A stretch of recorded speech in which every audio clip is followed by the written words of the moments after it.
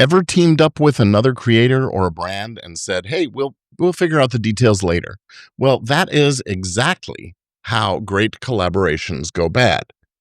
Creators lose friendships, revenue streams, and sometimes entire shows just because they skipped the boring but crucial legal setup stuff.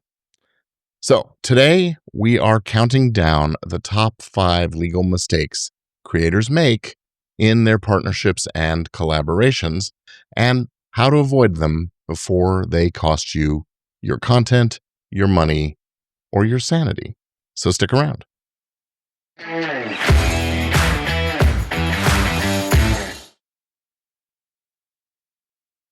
All right, welcome back to Legit Podcast Pro. I'm Gordon Firemark, the podcast lawyer.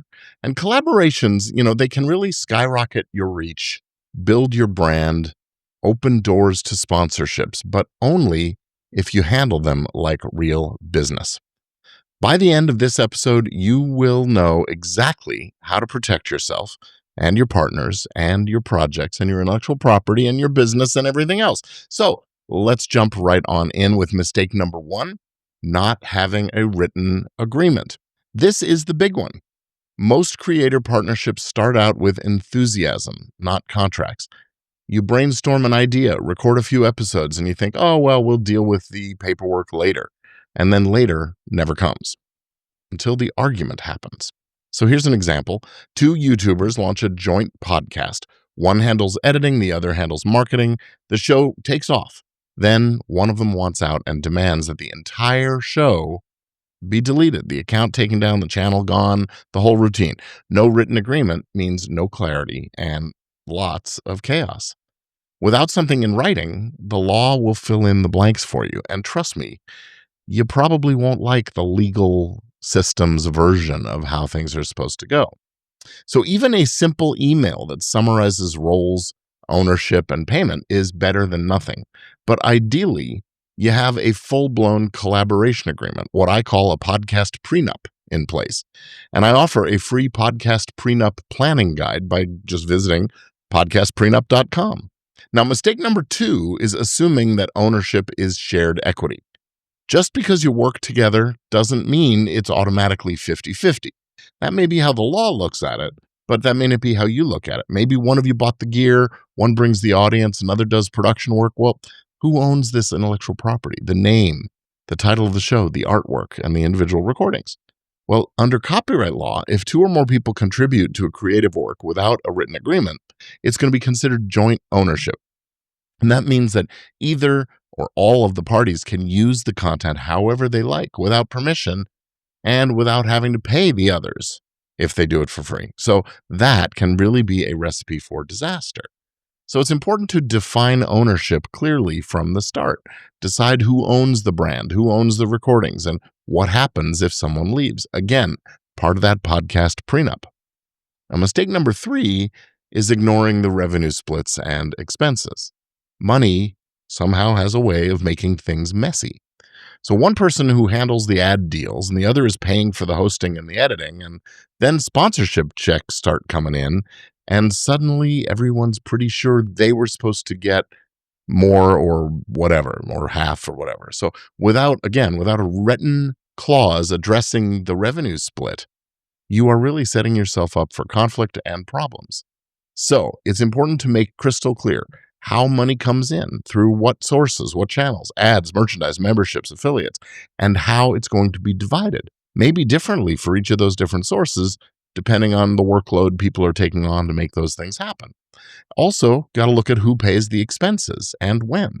And even if you are just starting out, it's really important to track every dollar in some kind of a shared spreadsheet or accounting app so everybody can see what's going on. That kind of transparency is what keeps friendships and partnerships intact. Now, mistake number 4 is not planning for the breakup. Let's face it, every collaboration eventually comes to an end. Somebody gets busy or burned out or starts a new show or maybe gets sick and can't participate, or maybe they even die. And if you don't plan for those kinds of exits early on, well, they're going to hit you like a train later. It's going to be a train wreck, actually. So who keeps the name? Who controls the feed and access to the audience? Can either of the or any of the members of the team use the past episodes or guest interviews? Without a clear exit path, good, clear terms laid out, your breakup could take the show down with it. I've seen this happen over and over again. Here's another example. A couple of podcast hosts had a great show. They split up and one starts a new show under the same title and artwork as the old. The other one files a takedown notice and threatens to sue. And now the audience is completely confused. And if there are sponsors in the mix, well, they don't know what they're supposed to be expecting either.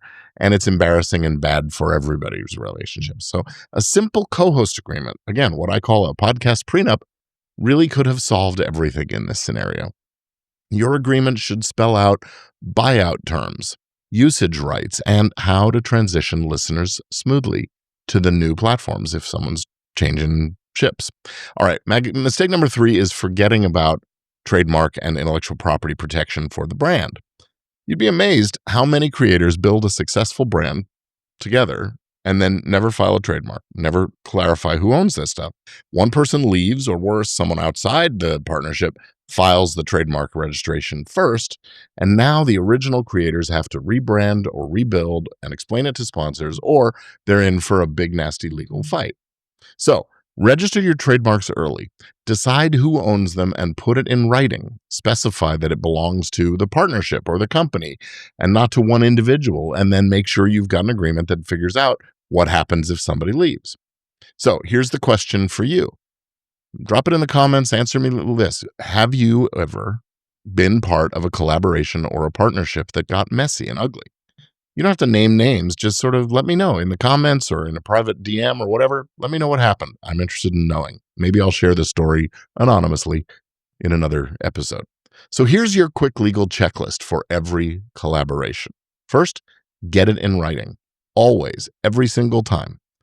Define the ownership. Don't just assume everything's going to be equal and 50-50, especially when people start covering different expenses and things. Now, clarify the money flow and track all your revenue and expenses and who's responsible for those things, and plan the exit. Know how to break up before you start. So protect your brand. File trademarks and set out the intellectual property rules early on. You see, partnerships, whether they're based on friendships or not, are in fact business relationships. And business runs on clarity, not handshakes. So the biggest mistake creators make is trusting that goodwill will protect them. It won't. What will protect them? Paperwork. You can download the podcast prenup planning guide and get ready to use partnership and collaboration templates right now. Head on over to podcastprenup.com and/or podcastlawforms.com. And if you want to take a deeper dive into protecting every part of your podcast business, check out Easy Legal for Podcasters. You could even watch a free sample lesson. It's available at gordonfiremark.com/levelup. So that's it for this episode. Next week, we will be exploring the legal side of using AI tools in podcast production, what you can and can't do, expect, and how you can monetize or not. So until then, I'm Gordon Firemark, the podcast lawyer, helping you to keep your podcast legit, legal, creative, and vibrant. That's it for today. See you again real soon.